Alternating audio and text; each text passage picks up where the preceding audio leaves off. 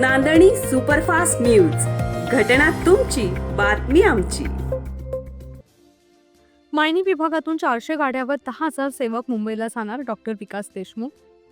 मराठा समाजाच्या न्याय हक्कासाठी 29 ऑगस्ट रोजी मुंबई येथील आझाद मैदानावर आयोजित करण्यात आलेल्या उपोषणासाठी खटाव तालुक्यातील मायनी विभागातून 400 गाड्यावर 10,000 सेवक मुंबईला जाणार असल्याची माहिती मायनी विभाग मराठा क्रांती मोर्चाचे अध्यक्ष डॉक्टर विकास देशमुख यांनी दिली.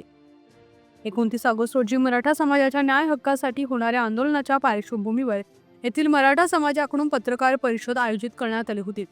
या पत्रकार परिषदेसाठी स्वप्नील घाडगे, हिम्मत देशमुख, सरपंच प्रतिनिधी रणजित माने, हेमंत जाधव, विलास सोमदे, कृष्ण सोमदे, धनाजी देशमुख, प्रवीण पाक, अवधू शिंदे आदी प्रमुख उपस्थित होते. देशमुख म्हणाले, मनोज जरांगे पाटील यांनी मुंबई येथे उपोषण करण्याचं आयोजन केलं आहे. या उपोषणाला मराठा समाजानं पाठिंबा द्यावा.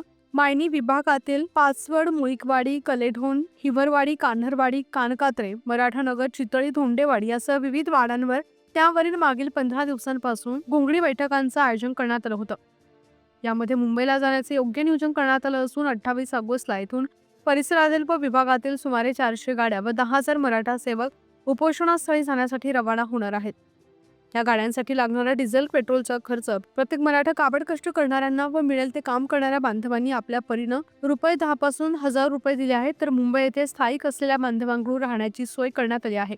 आता समाज जागृत झाला आहे, त्यामुळे कोणत्याही राजकीय पुढारी किंवा संघटनेकडून मदत घेण्यात आली नसल्याचं त्यांनी सांगितलं.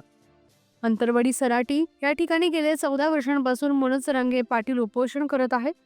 मायनी विभागाच्या वतीनं मायनी येथे सलग 140 दिवस साखळी उपोषण करण्यात आले होते. याला सामाजिक, राजकीय, शैक्षणिक, पत्रकार व शेतकरी वर्ग, विद्यार्थ्यांनी मोठा पाठिंबा दिला होता. शिवाय मनोज जरांगे पाटील यांची जाहीर सभा या ठिकाणी झाली होती.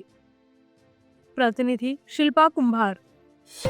आपल्या हक्काचं रोखठोक भूमिका मांडणारं आपलं न्यूज चॅनल नांदणी सुपरफास्ट न्यूज, घटना तुमची, बातमी आमची.